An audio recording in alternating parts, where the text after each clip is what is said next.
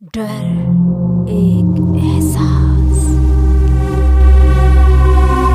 Hello दोस्तों, मेरी कहानियाँ सिर्फ मनोरंजन के लिए होती हैं। इसका मकसद किसी भी अंधविश्वास को बढ़ावा देना नहीं है। सुने, एंजॉय करें, पसंद आए तो लाइक और सब्सक्राइब भी कर दिया करें। आज की कहानी एक प्रेमी जोड़े की कहानी है। सुनेंगे उन्हीं की जुबानी। इस कहानी में छल कपट, प्यार और डर सब कुछ सुनने को मिलेगा। तो बने रही वीडियो के एंड तक मेरे साथ। शुक्रिया। रात के सन्नाटे में हम दोनों सरपट भागे जा रहे थे। हम भाग किससे रहे थे और क्यों, पहले ये जान लेते हैं। मेरा नाम सुरेंद्र है और बात उन दिनों की है जब मैं 12वीं का एग्ज़ाम देकर फारिग बैठा था। मेरे पड़ोस में एक गीता मौसी रहती थी, जिनकी एक बेटी थी श्रद्धा। हम दोनों एक दूसरे को पसंद करते थे। एक शाम श्रद्धा मेरे पास आई तो काफ़ी उदास और परेशान थी। मैंने वजह पूछी तो उसने जो बताया उसे सुनकर मानो मेरे पैरों तले ज़मीन खिसक गई।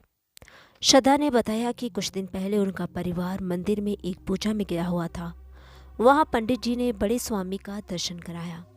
जब मैं उनसे आशीर्वाद लेने गई तो उन्होंने मुझे बड़ी अजीब नज़रों से घूरा और कल उन्होंने मेरे परिवार वालों को बुलाकर कहा कि आपके परिवार पर कोई बड़ा संकट आने वाला है और उसका बस एक ही उपाय है कि तुम अपनी कुंवारी कन्या को दासी के रूप में मंदिर को समर्पित कर दो और तुम्हारी कन्या को रांची छोड़कर हमारे साथ पटना जाना होगा।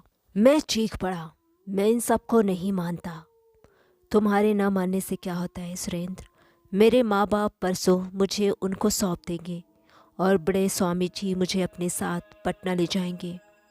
अच्छा, तुम चिंता मत करो, मैं कुछ उपाय सोचता हूँ।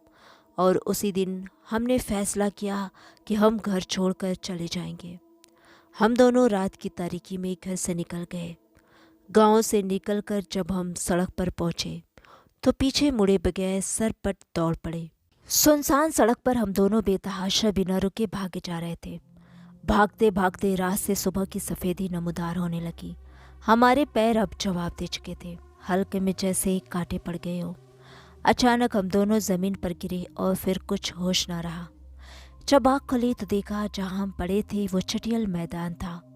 हम हिम्मत करके खड़े हुए, चारों तरफ निगाह दौड़ाई तो हमारे सामने थोड़ी दूरी पर एक मकान था। उस वक्त हमने ये भी नहीं सोचा कि इस वीराने में ये अकेला घर क्यों था।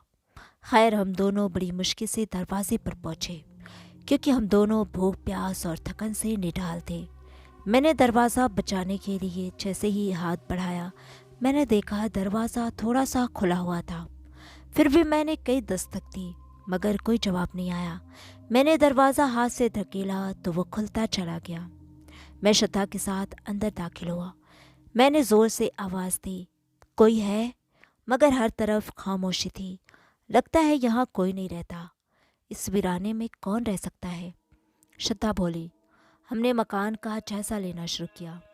सैन से आगे 2 कमरा था, रसोई भी थी और हैरत की बात थी कि रसोई में खाने पीने का सारा सामान मौजूद था। शायद यहाँ कोई रहता हो, हमने सोचा। हम थके हुए थे, सोचा पहले आराम करने फिर खाने पीने का सोचेंगे। थोड़ी देर आराम करने के बाद श्रद्धा किचन में चली गई और मैं अपने और श्रद्धा के घर वालों के बारे में सोचने लगा।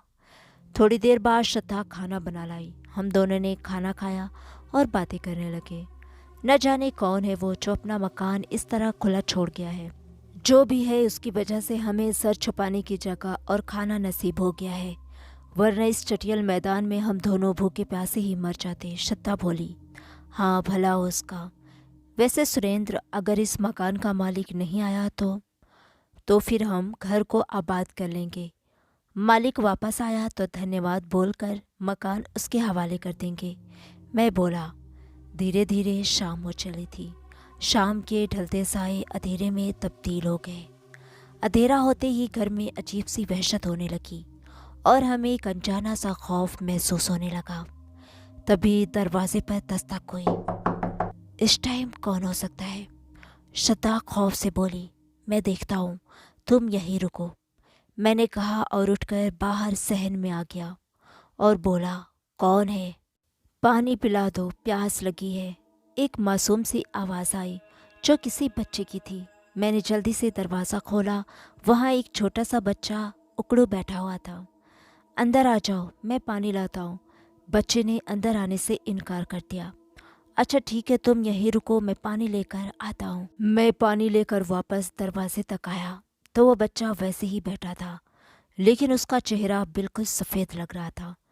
मैंने पानी का कटोरा उसके हाथ में देना चाहा तो उसने कटोरा थामने के बजाय अपने हाथों को मिलाकर प्याला सा बना लिया कि मैं उसमें पानी डाल दूं। मुझे उस पर बड़ा तरस आया। मैंने पानी उड़ेलना शुरू किया, लेकिन पानी उसके हाथों से होते हुए नीचे गिर रहा था। बच्चे ने मेरी तरफ देखा और कटोरे से गिरते धार के नीचे अपना मुंह कर दिया। पानी उसके मुंह के अंदर जाने लगा। लेकिन ये क्या, मुझे पानी गिरने की आवाज़ अब भी आ रही थी। मैंने गौर से देखा तो कटोरा मेरे हाथ से छूटकर ज़मीन पर गिर गया। बच्चे के मुंह में जाता हुआ पानी उसकी गर्दन से बह रहा था। उसकी गर्दन कटी हुई थी। बच्चा हंसता हुआ अचानक से गायब हो गया। मैंने धड़ से दरवाज़ा बंद किया। ये क्या था, मेरा वहम या हकीकत? सुरेंद्र, श्रद्धा की आवाज़ से मैं चौंका और अंदर चला आया। कौन था? कोई मुसाफिर था, प्यास लगी थी। मैं बोला। मैं नहीं चाहता था कि श्रद्धा भी खौफजदा हो। तभी फिर दरवाज़ा बजा। मैं उछलकर खड़ा हो गया। तुम्हें क्या हो गया? श्रद्धा हंसते हुए बोली। रुको, मैं जाता हूँ। मैं अंदर से खौफजदा था, कहीं दोबारा से बच्चा तो नहीं आ गया।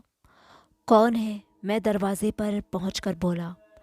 दरवाज़ा खोलो, बाहर से एक औरत की आवाज़ आई। दरवाजे पर कौन था और क्या राज था उस बच्चे का, और ये घर किसका था? जानेंगे इसी कहानी में एक और कहानी, इस कहानी के अगले पार्ट में। तब तक के लिए मुझे दे इजाज़त।